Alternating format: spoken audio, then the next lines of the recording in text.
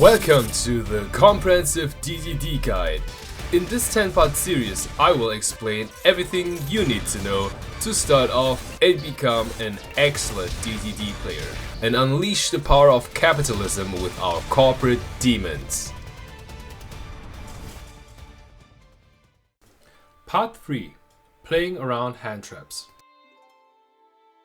In the last lesson, we have noticed that we don't play against bots, we play against real opponents, meaning that they will have a lot of hand traps, which means that we have to learn how to play through these interruptions without ending on a fat token or sitting on a Gilgamesh.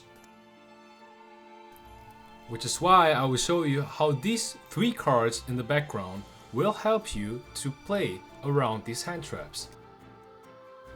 First things first, for playing around hand traps, you always need the MVP, Swirl Slime. Without him, you can't play through any hand trap at all, or at least not more than one. With this green blob, we have access to one of our most anticipated Endboard members, Baronne DDD. She's our honorary DDD and the one who omni-negates. Sadly, she's in the TCG ban list right now, meaning you can only play her on Master Duel. Which is why I have an alternative for you in the TCG. You can play our own big angry ice cream cone, which is DDD Super Doom King Bright Armageddon. He's the one who protects you from targeting. Okay, how does our anti-hand trap lineup look like? Well, we have Rage and Baronne. So, both of them can either turn off any hand traps or negate any one hand trap at least. Next, our ice cream cone. Bright Armageddon is our anti-targeting man, as I said, so he protects us from anything that targets, which is Imperm, Veiler, and Morno. That is a lot. Okay, let's say we don't have access to these guys. We have some lines where you can cheat out or cheese out your Caesar before your 5th summon, making it anti-Nibiru, which is great. And if push comes to shove, we can still try to get to our anti-Imperm man being Flame High King Genghis when we don't have access to all these other guys.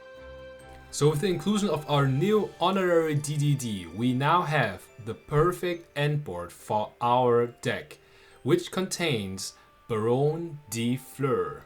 Alternatively, if you're on TCG, instead of Baronne de Fleur, you can exchange it with Bright Armageddon, which is still very good.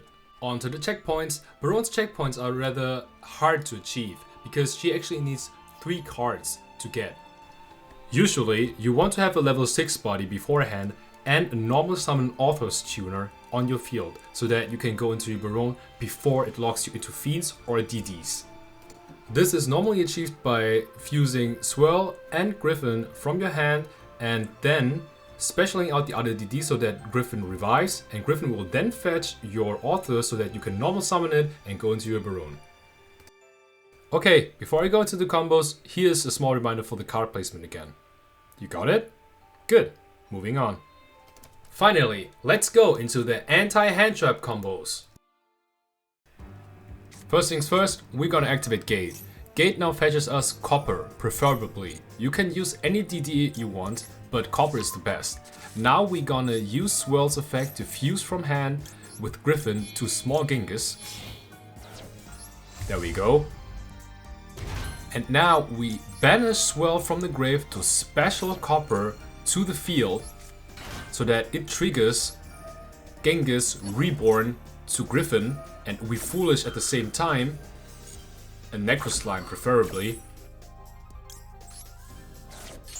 And now after the Gryphon gets reborn, we can search ourselves another DD. In this case, we're gonna search ourselves Orthros, right? Now we normal summon Orthros because we didn't normal summon yet and go into Baronne. This is very good because usually if Orthros would be special summoned, he locks us into Fiends. But this time, because of the normal summon, he didn't. Now we go into Gilgamesh and afterwards we go into our same play basically. Scaling Orthros and Ragnar and then pop off from there.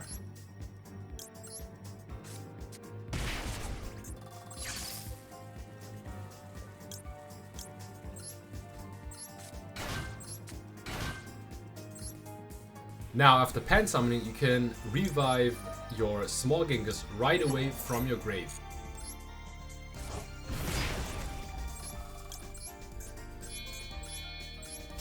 Now, since you already have your Necro Slime in your grave, you don't need to actually go into your Swamp King.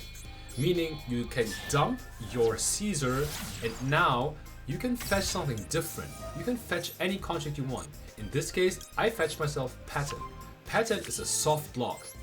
So you can basically floodgate your opponent with XZs or like any other DDs you already have on field, and that's very nasty, especially with this board that we have.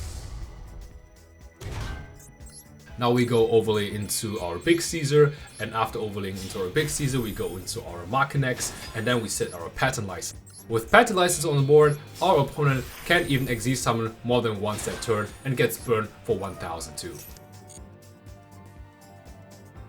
This board is perfection because we have another additional DD in the hand. Now I can show you what we can do with all these DDs. We can grab ourselves a copper again, do the same combo line as I just showed you, but this time with a twist. Same play, now we want to revive our Gryphon so that we can grab our Authors, and after grabbing our Authors we will normal summon it so that we can go into our Baronne and then we can pop up from there.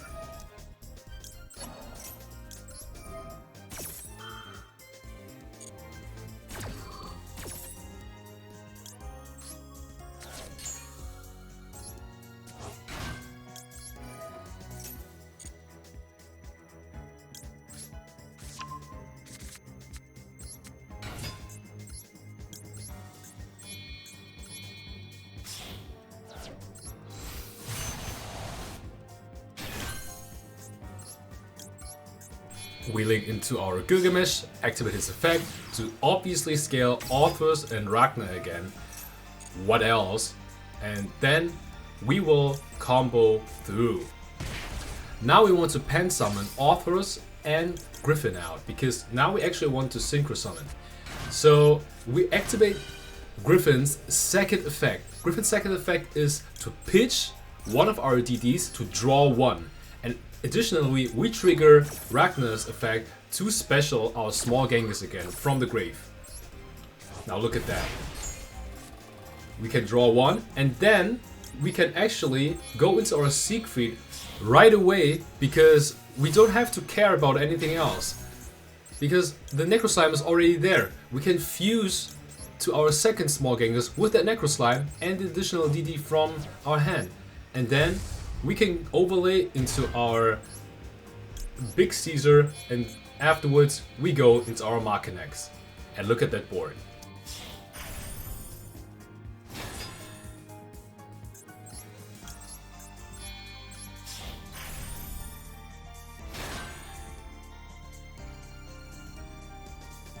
Okay, this is our first Turbo Caesar line. First we're gonna fuse Swirl with Necro so that we get Necro in the grave. Afterwards, we will normal summon our copper. And then we can foolish our Gryphon. Afterwards, we will actually fuse our Necro Slime with our Swirl Slime to get our second small Genghis. With that effect, we can reborn our Gryphon to search something from the deck. And this time, it's Headhunt. Now you can go into our big boy Caesar and then we can go from there into Gilgamesh and pop up from there, just as usual. We will scale Ragnar and we will scale Authors, as usual. And we will pen summon them too.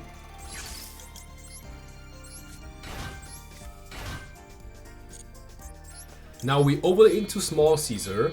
And afterwards, we will actually dump the small Caesar to fetch a different contract.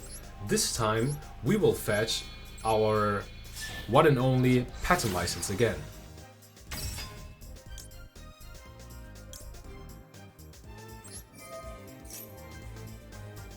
With Ragnar's effect, I will revive my first Gilgamesh from grave so that I can keep my second Gilgamesh on the field as Link Monster for Pattern License. I will then overlay into Archnemesis right away and then set Pattern License. Our opponent is locked to 1 XZs and 1 Link. Good luck with that.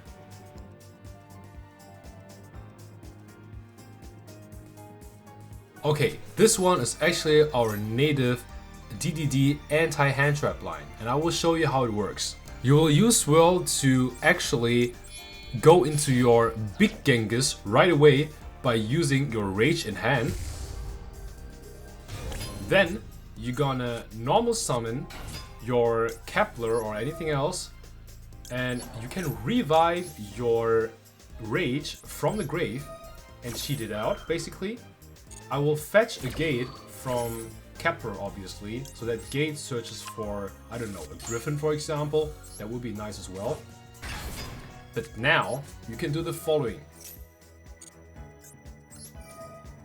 Now attribute the monster, this time Big Genghis, and you can go and activate the effect of not letting your opponent activate any hand trap or graveyard effect.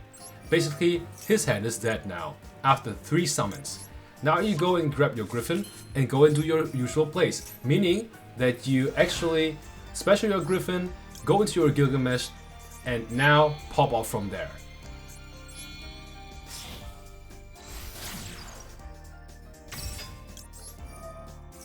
This time you will use your Orthros and your Cerberus as scale. Why? Because now you only can pen summon out your Gryphon, as 0 scale of Rage is missing.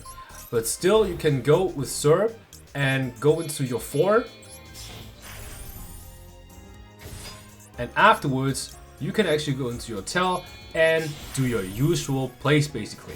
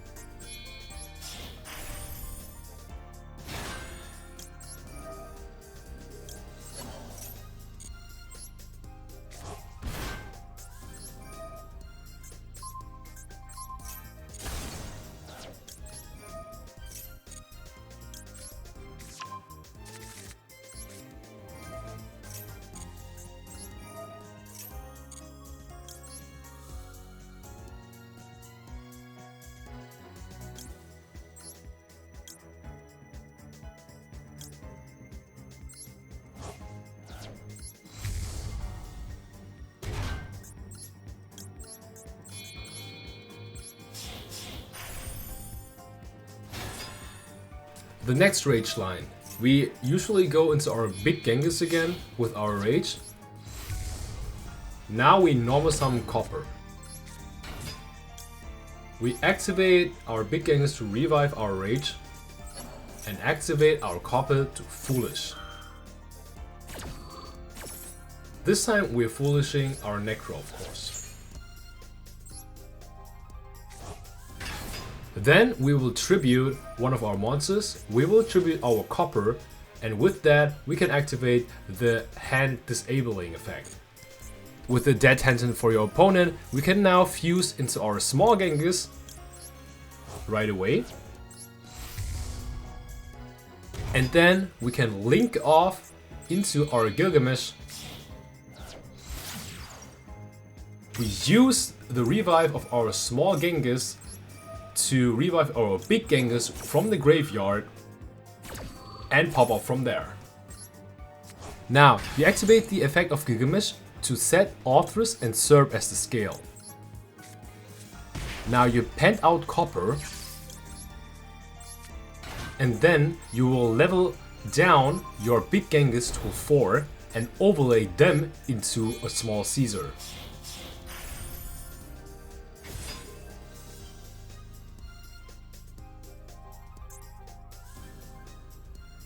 Then you use Orthros effect to pop a DD and a spell trap itself, obviously, and then go and grab your Swamp King with Caesar, activate your Swamp King, and now use your Swamp King to go into your second small Genghis so that you can overlay into your big Caesar.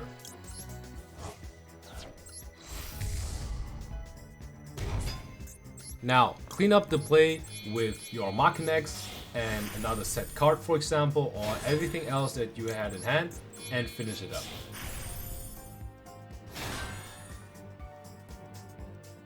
Okay, with the gate.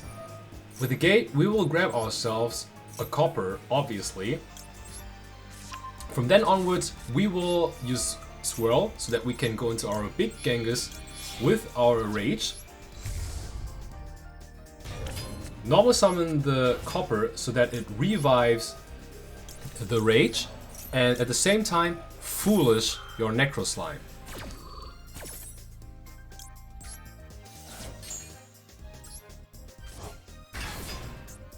Now activate Rage's effect, tribute copper so that your opponent can't activate any Handtraps, and now you're good to go and pop off from here. Now you go into your Gilgamesh, and then you will scale Gryphon and Thomas.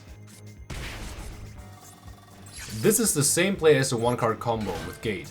Now you can pop Gryphon for attack boost, get it back to the hand to special summon it to the field, and go into your small Caesar and pop off from there.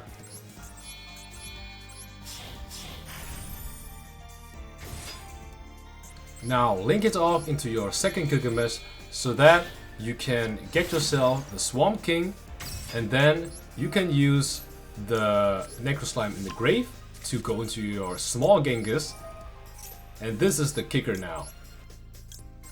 After going into your small Genghis, you can overlay your Gilgamesh into a archnemesis so that the reborn of small Genghis is triggered, and this time you will revive your Gryphon. And since we didn't grab anything with Gryphon this turn, we can now do it. And what we gonna grab? Obviously, we're gonna grab Headhunt.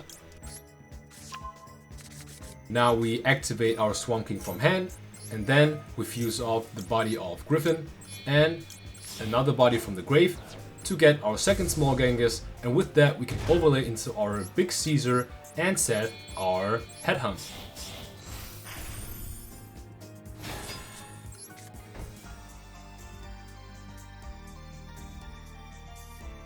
Congratulations! Now you have learned really all the necessary combos to get started with the deck. But there are some things that we have to talk about.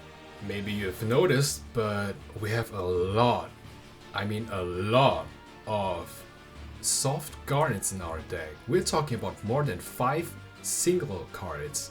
So what do we do when we actually brick? Which is why in the next part of our DDD guide, I will show you how to play with our bricks and go into full combo still.